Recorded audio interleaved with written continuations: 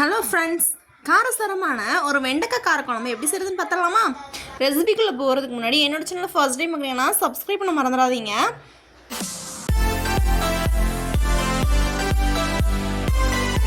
ஸ்டவ்வில் ஒரு பேன் வச்சுக்கலாம். பேன் சூடானதுக்கப்புறமா ஆயில் சேர்த்துக்கலாம். ஆயில் சூடானதுக்கப்புறமா கடுகு வெந்தயம் சேர்த்துக்கலாம். எப்போவுமே காரக்குழம்புக்கு வெந்தயம் சேர்த்தா நல்லா கமகமன்னு வாசனையோட மறுநாள் சூடு பண்ணி சாப்பிடும்போது அருமையாக இருக்கும் டேஸ்ட்டு. கூடவே கருவேப்பிலை, சின்ன வெங்காயம், பூண்டு, தக்காளி இவ்வளவுமே சேர்த்துக்கலாம்.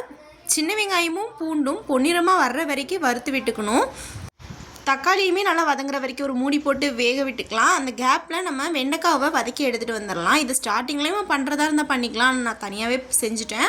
வெண்டைக்காவை நல்லா வதக்கி எடுத்துகிட்டு அதே கடாயில் கொஞ்சமாக ஆயில் சேர்த்து ஆனியன், ஒரு பெரிய பல்லாரி ஆனியனும் 2 தக்காளி பழமும் சேர்த்து வதக்கி அந்த பச்சை வாசம் போகிற அளவுக்கு, ஃபுல்லாக வதங்கணும்னு அவசியம் கிடையாது, பச்சை வாசம் போகிற அளவுக்கு நம்ம வதக்கி அரைச்சி எடுத்துகிட்டு வந்துடுறேன். நம்ம இந்த பக்கம் தக்காளி வெங்காயம்லாம் வதங்கணும்னு எடுத்து வச்சோம் இல்லையா, அதுவுமே நல்லா வதங்கினதுக்கப்புறமா இந்த பேஸ்ட்டை சேர்த்துக்கலாம். கூடவே மசாலா சேர்த்துக்கலாம். மல்லிப்பொடி 2 ஸ்பூன், குழம்பு மிளகாத்தூள் 3லேருந்து 4 ஸ்பூன், காரத்துக்கு ஏற்ற மாதிரி, வத்தல் பொடி 3/4 ஸ்பூன்,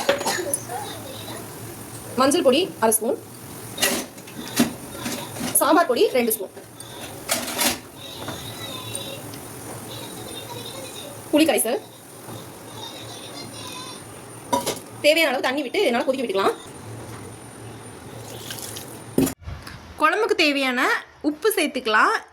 எந்த குழம்பா இருந்தாலுமே எடுத்தோன்னா நம்ம கல் உப்பு தான் சேர்க்கணும். 10 பத்தாமல் இருக்கும்போது தான் சால்ட்டு சேர்த்துக்கணும்.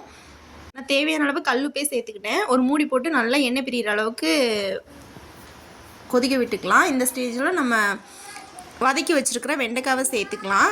ஃபுல்லாகவே நல்லா மிக்ஸ் பண்ணாமல் இந்த மாதிரி லைட்டாக ஸ்ப்ரெட் பண்ணி ஒரு மூடி போட்டு நல்லா எண்ணெய் பிரிகிற அளவுக்கு விட்டுட்டிங்கன்னா கமகமன்னு வாசனையோட சூப்பரான டேஸ்டியான வெண்டைக்காய் காரக்குழம்பு ரெசிபி ரெடி ஆயிரும்.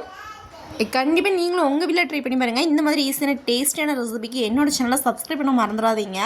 நெக்ஸ்ட் என்ன ரெசிபி போடலாங்கிறத கமெண்டில் சொல்லுங்கள். கீழே ப்ளே பட்டனில் செட்டிநாடு எக் கறி ரெசிபி ஆட் பண்ணுறேன். கண்டிப்பாக விசிட் பண்ணி பாருங்கள். தேங்க்ஸ் ஃபார் வாட்சிங். பாய். இன்னொரு வீடியோவில் பார்க்கலாம்.